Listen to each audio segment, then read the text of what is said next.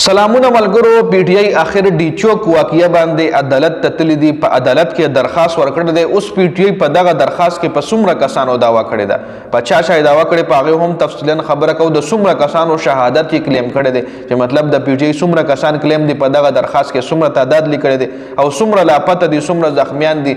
مکمل اپډیټ د سره شریکوم چې په دغه درخواست کې پی ټی آی داوا په چا کړی ده او د څومره کارکونانو شهادت د زخمیانو د لاپته کېدو تعداد ورکړی دی عدالت لا.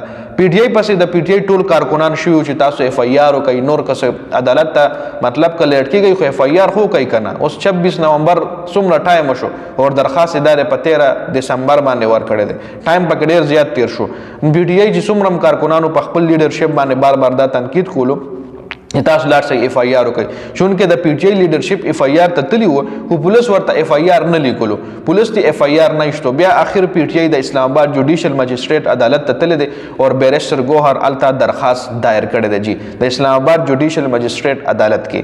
خا د درخواست کې داوا په چا شوی اوس وګورئ تفصیلا جی. د درخواست کې یو داوا په شهباز شریف شوی دا، یو په محسن نقوی، په عطا تارډ، په خواجه آصف د اسلام آباد، په آی جی د اسلام آباد، په ډي جی ایس ایس پی سکیورټي چې کوم دی اسلام آباد ذیشان حیدر په دې ټولو باندې داوا شوې ده او څه پکې نامعلوم کسان هم دي. پی ټی آی په درخواست کې لیکلي چې څه غټو عہدیدارانو کې نامعلوم کسان هم شامل دي چې په دغه پی ټی آی کارکونانو باندې ډایرکټ فایر کړی دی جی.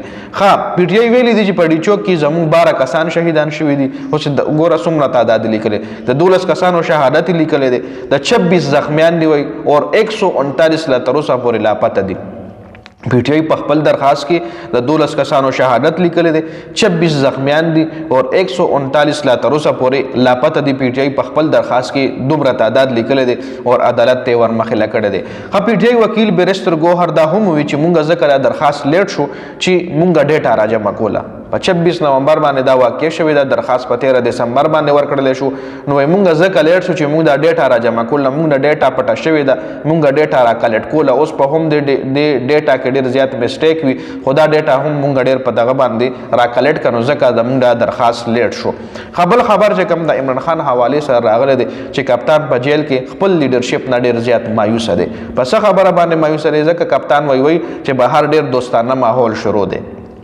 بهر د ماره پارټي لیډرشپ او د مسلم لیگ نون یعنی د حکومت د کسانو ډیر دوستانه ماحول چلی ځکه بیرسټر ګوهر او فیصل واړه یو ملاقات شو چې دواړو پکې ډیر خوشګوار یو بل خاندل او ډیر ګرمه غپې شپې لګولې. نو مطلب دا چې لکه دا څنګه د یو بل مخالفین دي او بیرسټر ګوهر د پی ټی آی دی او فیصل واړه چې کوم د بیانات چې تاسو ګورئ د عمران خان خلاف د پی ټی آی خلاف د بیانات راځي او بیا د پی ټی آی یو لیډر خپل مخالف سره داسې کینی ناسته پاسته کوي او خوشګوار ماحول کې ملاقات کوي. نو په دې وجه عمران خان هم ویلي دي چې د خپل لیډرشپ نه مایوس یم او ډیر صحافیان به دا خبره هم کوي چې اسټابلیشمنت اخر د پی ټی آی قیادت دې زیات تراوستو شرورو هغه د عمران خان خبره نه مني.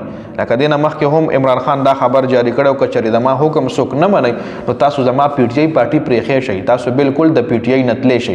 دا حکم ډیر عمران خان ډیر مخکې خپل لیډرشپ له ورکړو. هغه به هم څه اورېدلي وي څه به یې کتلي وي ځکه واحد چې هغه سره کله هم خور ملاقات وکړي نو هغې نه پس چې د هغه کوم ریاکشن راځي هغه ډېر سخت ریاکشن وي. په دې ویډیو کې دا اپډیټ شو. د ویډیو کتلو زیاته مننه.